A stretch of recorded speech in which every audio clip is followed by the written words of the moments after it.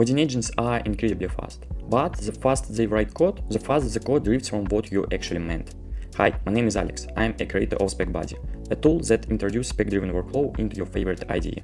Specbuddy currently works with IntelliJ IDEA, and support for VS Code and Cursor is coming later. It also works with your favorite coding agent, whether the Claude Code or Codex. Open Code is partially supported, but let's go to the demo. We'll be building a fairly simple application called Orders, an online store management system. It's built on Spring Boot and has separated simple domain model. There is a customer, an order line, and a product that can be ordered. The store is distributed. It operates in several cities. Our task for today is to implement a product inventory management system. So let's get started. Using a dedicated action, I create a new specification and name it inventory. On screen you can see a small spec template.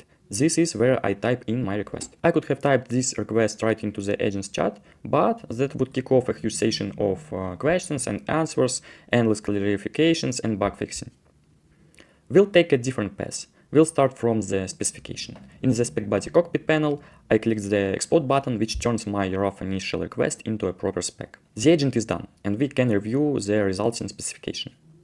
We can see the overall overview, and we can see the goals. The non-goals deserve special attention. In particular, it says here that we don't need separate stock for different locations, and that's not true. So we'll leave a comment right into the spec. A bit later, we'll send it back to the agent for refinement. We can keep going through the spec and read these functional requirements. At first glance, everything looks fine there. On a real task, of course, I'd want to review every line carefully. The specification is a map that agent will follow to get the job done. Next, the non-functional requirements and the technical design. We can see how the new entity should be named, which services should be created, and so on. We can see which security roles need to be configured and how all of these should be tested. On top of that, the agent left us some open questions we can answer right here. To me, only one of them is really worth attention. Should products be reserved when the order is created or when it's paid? I believe products should be reserved right when they are added, when the order is created. Perfect. We've added a few comments and now we can send our spec back for refinement. Before that, we see all our comments together on one page and confirm these are exactly the ones we want to send to the agent. The agent has updated our specification. We could inspect these changes explicitly as a div in a separate window. But we'll skip that for now and move straight to the next stage, creating a plan. The plan is a crucial artifact. It describes exactly how the agent is going to achieve the goals set in the specification. And our plan is ready. In the specbuddy cockpit, we can see the steps generated for this plan file. We can also quickly jump from the spec to the plan and back. Let's look at these steps. Step 1, creating the domain model and the repositories. Step 2, creating the inventory service. The next step, integrating the service into the order lifecycle. On step 4, the second to last, we work on the REST endpoints and configure the security roles. And the final step is the tests. At first glance, it looks reasonable. Ideally, we should examine every action in this plan is going to perform and preemptively challenge the ones that looks wrong. That's what the comments you've already seen are for. But we'll skip that this time and launch the first step right away. The agent has finished. In separate panel, we can see the changes made specifically on this step. Scrolling through them, it seemed to me that some things are over-engineered in this stage. In particular, the warehouse entity. I thought, why not link the stock item directly to the city? Let's leave a comment saying exactly that. Once the comment is in, we have several options. Our edits needs to go back to the agent so that it takes them into account in the remaining steps of the plan and in the spec. For that, there is the refine group of action, in particular refine plan and code, which refines both the specification and the code in one go. We see the familiar review panel again and confirm sending these comments to the agent. And we can see the agent has taken our requirements into account. It adjusted the plan a little. The warehouse entity is no longer there. The agent even mentioned that explicitly. Beyond that, we can see that the stock item is now linked directly to the city. Same thing in the stock item repository. Everything looks exactly the way we wanted.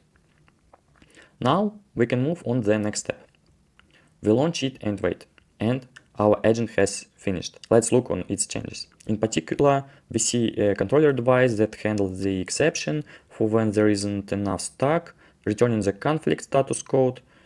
We see the dedicated exception for it, and we see the inventory service, probably the most interesting class here. What catches my eye is the reserve method for an order. Its logic is all or nothing.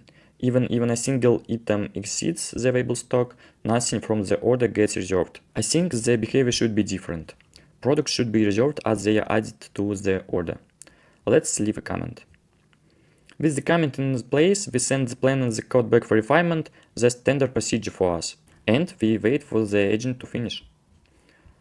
And the agent has applied our edits. Let's see how the inventory service changed. The old method has been replaced with adjust reservation, which looks a lot more acceptable to us. But let's not stand still. Time to launch the next steps.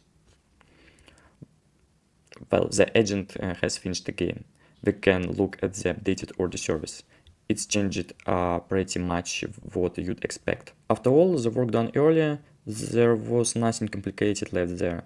And we have just two steps left: the resting points and the tests. I think we can run them back to back with the run all button. The tasks in front of the agent are simple enough for it to handle them on its own. And the last two steps are done. We can review what was done on these steps exactly the same way. That is, the resting points with the proper Spring Security configuration on step 4 and the test on step 5. Well, let's look at the test.